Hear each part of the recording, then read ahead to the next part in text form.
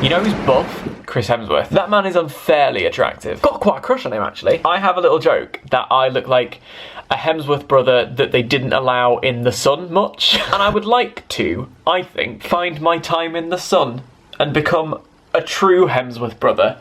I'd also like a Hemsworth bank account. So this month, I would like to start taking baby steps towards getting fit again. What are we having? Chicken and noodles, like I said. Just heat it up a bit. I might add some seasoning. Now say it like a chef. No. Please. No. She's not a fucking performing monkey, Dan. I think she fucking is, Hazel. Would you believe I did exercise today? Dodie and I rented bikes and we went for a ride. It looked like this. I've got nothing to say. I'm just riding a bike. We rode to a Very Swish members club, which looked like this. We're in a very cool place. It's very cool. Look at this cool place. LA or White City? Who knows? The tube running just over the corner there probably gives it away, but like, yeah. That's 2 bike rides I did today. My legs hurt. And I've got to pick up a package at Selfridges on Oxford Street tomorrow. Try saying that when you're drunk. I might bike ride there. Not all the way, that'll be mental. But some of the way, perhaps through Hyde Park. I'm going to be one of those Londoners that cycles through Hyde Park. My world has changed. Hashtag spawn, not spawn. And I'm just going to pretend that my legs don't feel like they're about to fall off. Everything's fine. I'm not sweaty and I don't want to cry. We're having a party, aren't we? Yeah, we're having a party. Yeah, we're having a party. Just us. Just a little impromptu party for a Saturday night. Jack's had an idea.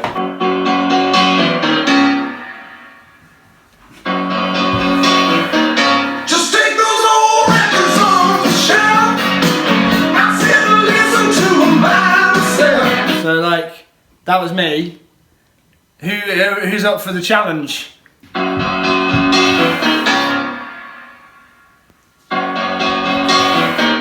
Just take those old records off the shelf. I said listen to them by myself. You're up. It's yours.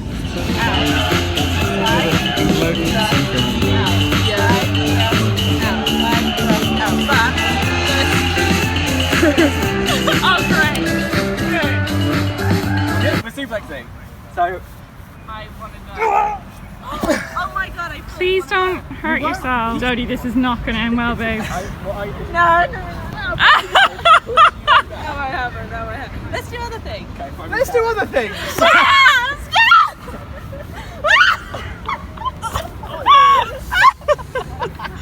Are you filming Hazel? Yes. I sort of want you to be wider so you can see that proper suplex. Oh, great. Okay, yeah, absolutely. I'll do that. And action.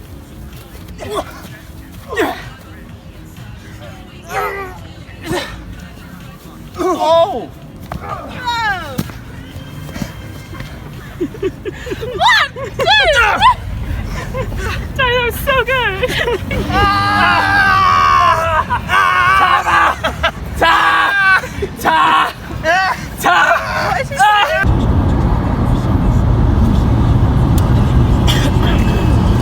are you looking forward to the musical that I brought you to today, Jacob?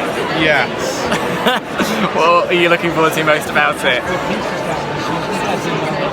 Are you happy to be in my company? Have I just spent the past 20 minutes teasing you a bit? A bit. Tonight, I saw Chess for the very first time live. For those who are unaware, Chess is my favourite musical. It and Sweeney Todd sort of share the top spot. Chess is a musical written by Tim Rice and Benny and Bjorn of ABBA fame, and it's every bit as good as that sounds. And it's about American-Russian diplomatic relations. It's intricate, it's complex, it's glorious. It was released as a concept album in 1984, and then they did the stage production in 1986, and it hasn't been performed on the West End since. So when they announced that it was going to be at the E&O, cool, well, I'm going to that. So I woke up first thing on the day of the ticket sales. I bought the first tickets I could get. Before any details were announced, I was getting tickets and I'm going. I don't care. I'm so glad that I did, because it turns out Michael Ball was in it. Probably the best British musical theatre actor. And in 2012, I saw him play Sweeney. So I've now seen my favourite musical theatre actor play the lead role in both of my favourite musicals.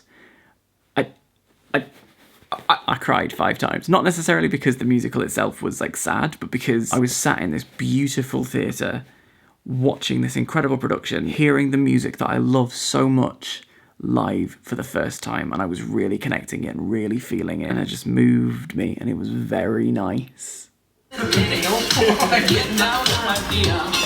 Nigella Lawson tweeted, "Oh dear," about Austria, and I just responded with, "You don't know shit, Nigel."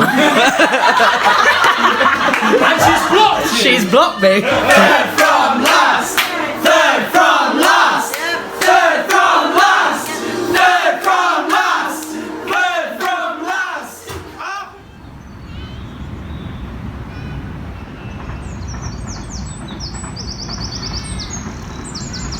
Do you remember how at the start of the month I said I was going to get in shape? What did you hear? Absolutely, it says Laurel. This is like Facky Book all over again. I haven't had my hair cut in 3 months. I normally get it cut every 5 weeks. There's just so much of it. That's a problem. That's much better. We don't do enough weddings. Like, this is brilliant fun. Do any of my friends want to... Serena Williams is there! Can we have a wedding soon? One of my friends get married and invite Serena Williams.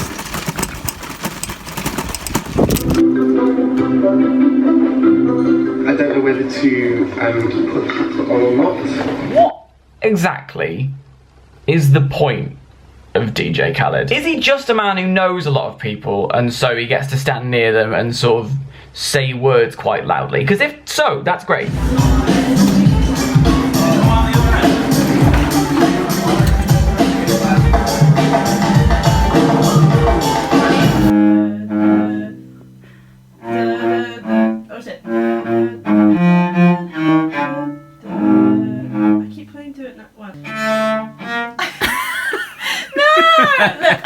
I'm gonna be really good. Yeah, no, I believe you. Today, I sent out the first batch of posters from my online store, so if you bought one of those sort of in the first month of the store being open, thank you. Thank you for your patience, thank you for your understanding, thank you for your having bought one in the first place. I appreciate it very much. And in the meantime, I'm also trying to write the book. I go through waves, I go through ups and downs where I'm like, what on earth was I thinking? How could I ever possibly do this book? And then something will happen. Like, I'll have a meeting with Chloe and I'll see her illustrations and be like, this book is going to be great. This is a fantastic project. What? Of course. And then I'll make a recipe and I'll be like, oh God, what was I thinking? I can't write recipes. And then someone will eat the cake and be like, shut the fuck up. This tiramisu cake is delicious. Recipe in the book. Book available in the description. Oh my God. I'm reading a book called First We Make the Beast Beautiful at the moment, which is all about the author accepting that her anxiety was a part of her, and so finding a way to live life accepting that she has anxiety and move forward. That's the point of the book. I'm only about 30 pages in, but it's really intrigued me, that sort of notion that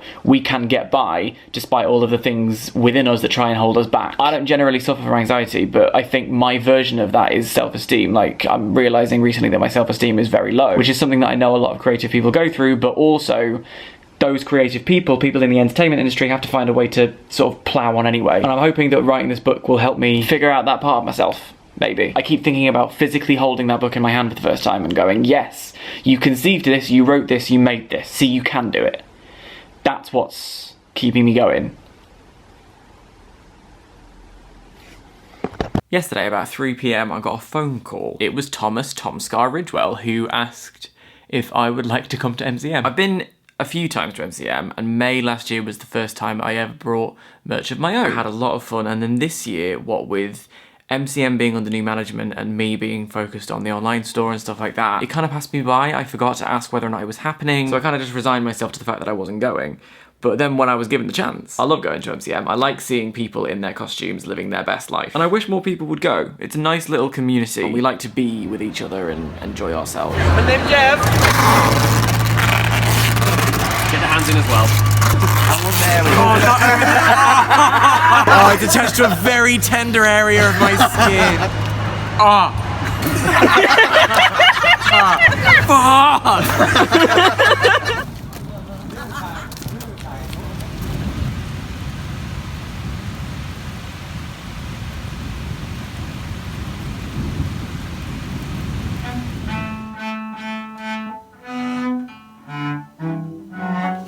Our favourite one. My favourite one. Is this the one where you spin the cello?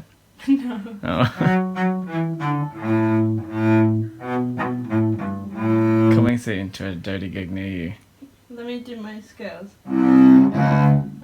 That's the Jaws theme. You've learned a new one. Reb Day is dressed like Miss Honey today. Yeah, you do a bit. Yeah, you do a bit. So now, okay, so Hazel, say something intelligent. C6H12O6 plus 6 CO2 goes to, I can't remember the equation. I'm sorry. I'm so sorry. That's really good.